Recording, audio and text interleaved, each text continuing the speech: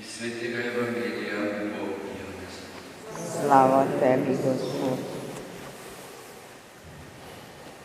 Ko so nekateri iz množice slišali Jezusove besede, so govorili: on je zares predok. Drugi so rekli: to je Kristus.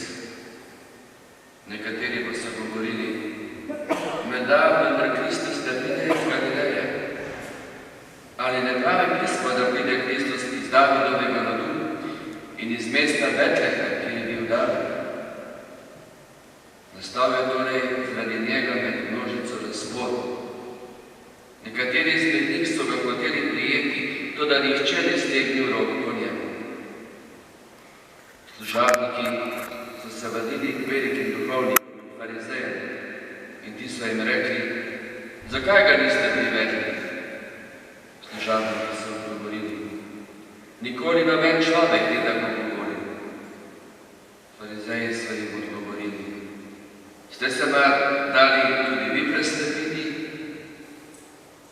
Ali je mar verovan sprejel tudi kdo izmed voditeljev ali izmed farizejev? A ta drfav, ki ne pozna postave, prekleti so. Nikodem, ki je bil zares, ki je bil prej prišel k njemu, je bil eden izmed njih, jim je rekel: ali mar naša postava koga sodi, če ga prej ne zasliši in ne pozve, kaj dela? Odgovorili so mu: kaj si tudi ti iz Galileje?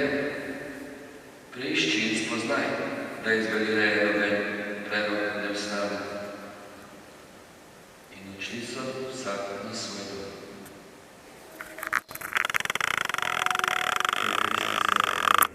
Hvala tebi, Kristus.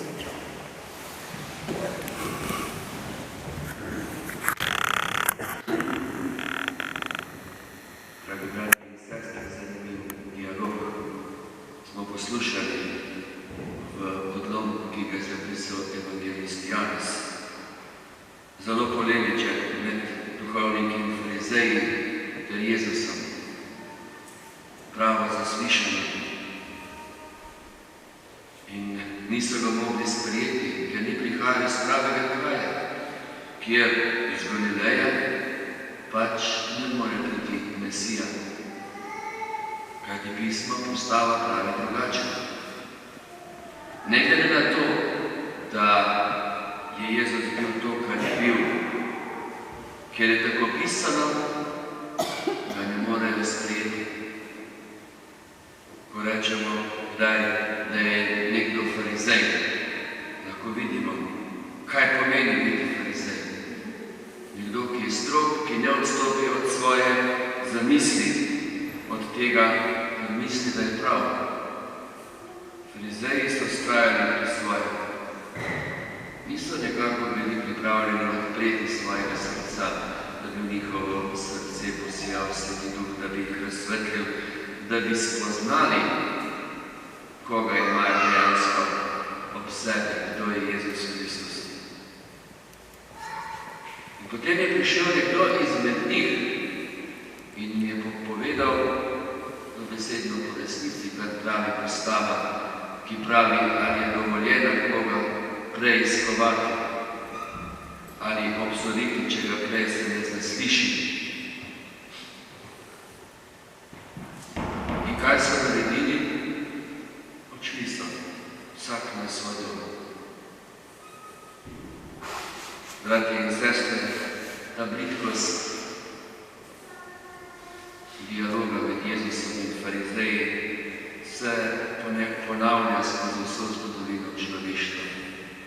Tisti, ki ima oblast, ki misli, da ima prav, ima postavo, ne odstopi od svojega, ne glede na to, da pride nekdo in pove, da je tako prav, pa vemo, da je res tako prav. Ampak tisti, ki ima oblast, si lahko privošči, da odstrani nekoga, ki je pravičen, ki se trudi, ki popravi poti.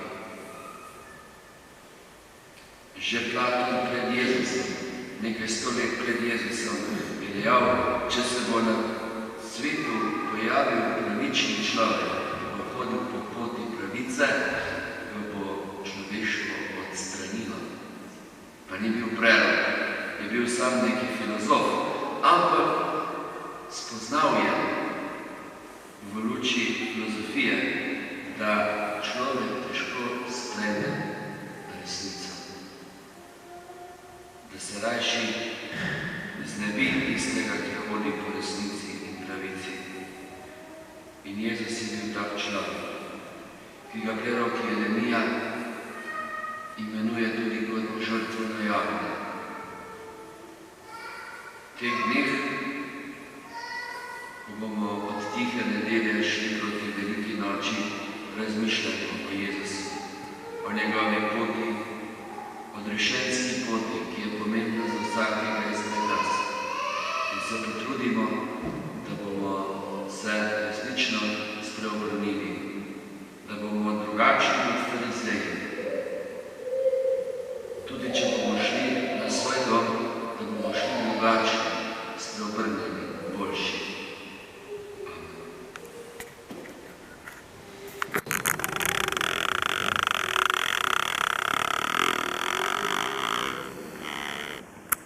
Bratje in sestre, Jezus svobodno odvaruje svoje življenje, temu poslanstvu svetlosti ponižno ga prosimo.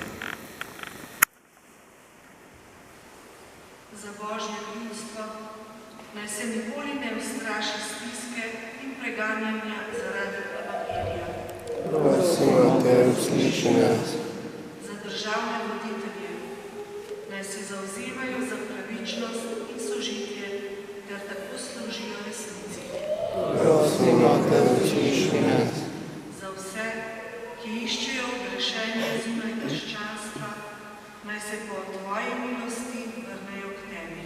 Prosimo te, usliši nas. Za tiste, ki se izgubljajo v strasteh in v živaštvu, naj zopet najdejo pot k Božjemu življenju. Prosimo te, usliši nas. Za vse, ki umirajo za sveto vero, naj bo njihova smrt seme za nove duhovne poklice. Prosimo te, usliši nas. Jezus naš Bog, bodi opora v naših slabostih in ohrani nam upanje v končno zmago dobrega, ki živiš in kraljuješ. Amen.